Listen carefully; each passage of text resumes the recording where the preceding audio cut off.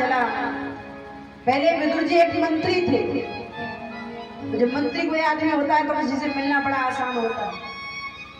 पर जब विदुर जी को दुर्योधन ने अपने महल से निकाल दिया तो विदुर जी जंगल में जाकर एक कुटिया बनाकर रहते हैं, वही निवास करते हुए भगवान का नाम लेते हैं। विदुर जी को पता चला कि मेरे भगवान आ रहे हैं तो दौड़कर उस सभा में आए।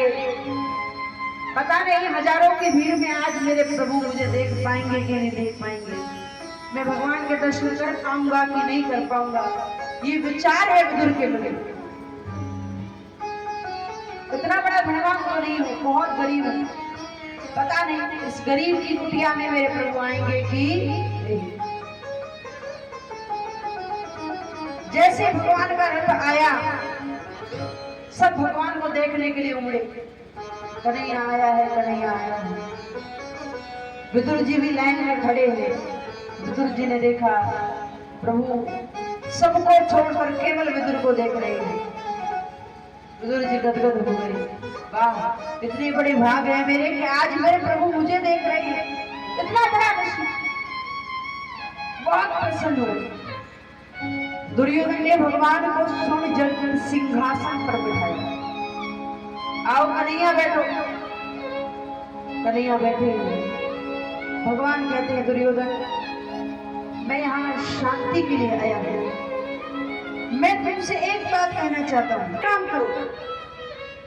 अगर तुम पांडवों को आधा राज्य नहीं दे सकते तो कम से कम उन्हें 5 गांव दे।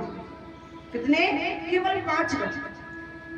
मैं 5 गांव में ही पांडवों को संतुष्ट कर दूं। दुर्योधन एकदम गुस्से में खड़ा हो गया और जैसे गुस्से में खड़ा हुआ कन्हैया से कहने लगा, कन्हैया सूच्यग्रे नेव दास्यामि बिना युद्धेन केशव। अरे कन्हैया मैं बिना युद्ध के सुई की नोक के बराबर भी जगह उन पांडवों को देने वाला नहीं है। भगवान कहते इतनी बदतमीजी। एक बात, शांति दूत से बात कैसे की जाती है, क्या इतनी भी सभ्यता नहीं है तुम्हारे अंदर? दुर्योधन हाथ जोड़ दिया, प्रभु गलती हुई। अरे आप तो कन्हैया है, द्वारकाधीश है, मधुसूदन है, आपने तो बड़े बड़े राक्षसों का वध किया है, आप कहाँ व्यर्थ की बातों में लग रही हैं? अरे चलो मेरी मैया गांधारी ने तुम्हारे लिए 56 प्रकार के भोग बनाए हैं, आइए पहले भोजन ग्रहण कर लीजिए, उसके बाद में बातें होती रहेंगी। देखिए माता कथा की ओर ध्यान दीजिए, उसके बाद में बातें होती रहेंगी। भगवान ने कहा सुनो दुर्योधन, भोजन 2 जगह करना चाहिए। पहला, भूख ज्यादा हो, भूख लगी हो, भोजन मिल जाए तो उस समय भोजन कर लेना चाहिए। दूसरा, भाव, भूख नहीं है, खिलाने वाले का भाव है तो वहां भोजन अवश्य करना चाहिए। ना तो मुझे भूख है और ना तेरे अंदर भाव है, इसलिए मैं तेरे पास भोजन ग्रहण नहीं कर सकता। और वैसे भी मेरा निमंत्रण तो मेरे विदुर, क्या कहा? विदुर। अब जैसे विदुर कहा, विदुर जी बोले मैंने कब निमंत्रण दे दिया भगवान को? विदुर जी तुरंत वो सभा छोड़ के चले गए। बोले जी कह रहे हो तो या कि कोई पता ना है जरूर मेरे घर आ सके, और घर आने को तो या की व्यवस्था भी जरूर होनी चाहिए। विदुर जी उसी समय सभा छोड़ करके चले।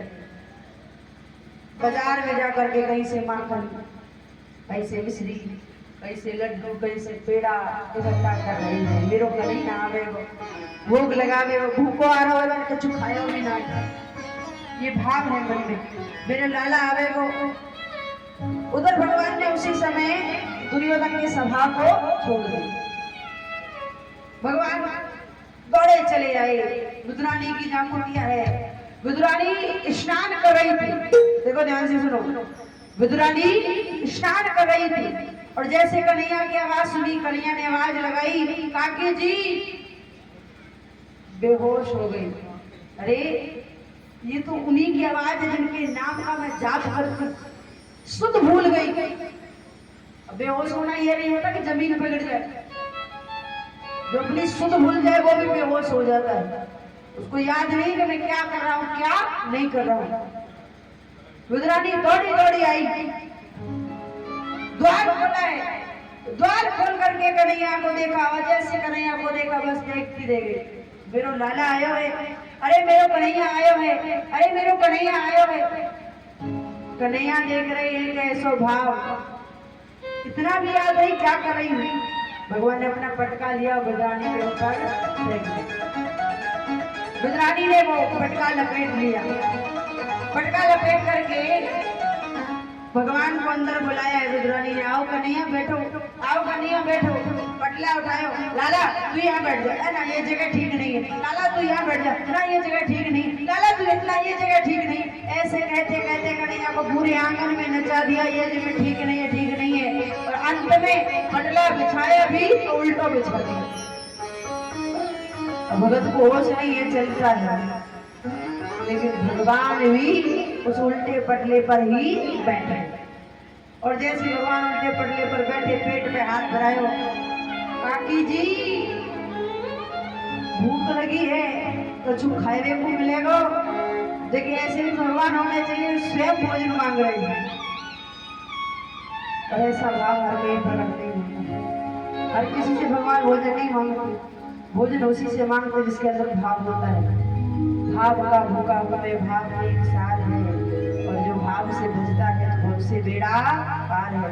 भगवान ने कहा काकी जी बहुत जोर से भूख लगी है, कुछ खाने का जो मिलेगा।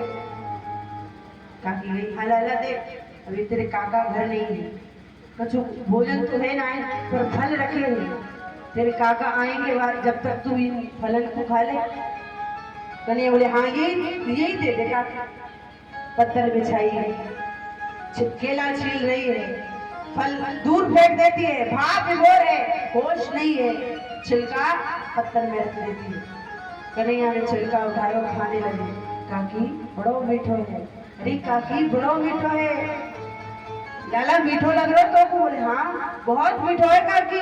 अच्छा तो को मीठो लग रहा है? एक छिलका खाया, दो छिलका खाए, तीन छिलका खाए, 40 छिलके खा गए स्वाद स्वाद में। काकी बड़ा मीठो है। 40 छिलकों के बाद विदुर जी द्वार पर आए, दरवाजा खटखटायो। अरे विदुरानी, विदुरानी दौड़ कर क्या बात है, क्यों चिल्ला रही? तो पता है मेरे कन्हैया ने मेरा कितना बड़ा स्वागत करो दुर्योधन की सभा में। मेरे कन्हैया ने भरी सभा में कह दी मेरो निमंत्रण तो मेरे विदुर के घर है, और देख माने कही है वो जरूर आ गए होगा, वो कोई भरोसा नहीं। ऐसो कर जल्दी जल्दी चौका लगा दे, मेरा कन्हैया आ तो ही होगा। रुद्रानी बोले आ तो हो, तो भीतर आ गए, कब से बैठे, बहुत देर हो गई उन्हें आए हुए। अच्छा मेरा लाला आ गए? बोले हाँ आए गो मेरे कन्हैया? बोले हाँ। विदुर जी दौड़ कर आए, देखा पत्तल में छिलके रहे, फल दूर पड़े। तो कहा कर रही विदुरानी, मैं उनको फल खिला रही हूँ, तो केले रखे थे वो खिला रही थी, उनको भूख लगी थी कुछ मांग रहे थे, मैंने वो केले खिला दिया। होश भी है कुछ क्या कर रही है? आज पहली बार मेरा कन्हैया मेरे घर आया, तूने फल खिलाने की वजह उसको छिलके खिला दी।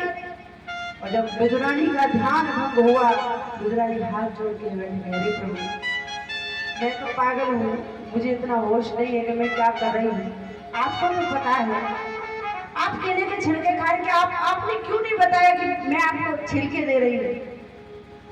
भगवान बोले कि मैं केले के छिलके खा रहा हूँ इसका तो मुझे भी नहीं पता, पर तुम जो खिला रही थी प्रेम से मुझे बहुत स्वादिष्ट लग रहा था, बहुत सुंदर। हम छिलका खा रहे हैं कि हमें तुम भैया तो जब बता दे। काका जी बोले लाला गलती है गई, देख मैं तेरे काजे माखन मिश्री लड्डू या कछु भोग लड्डू उठायो।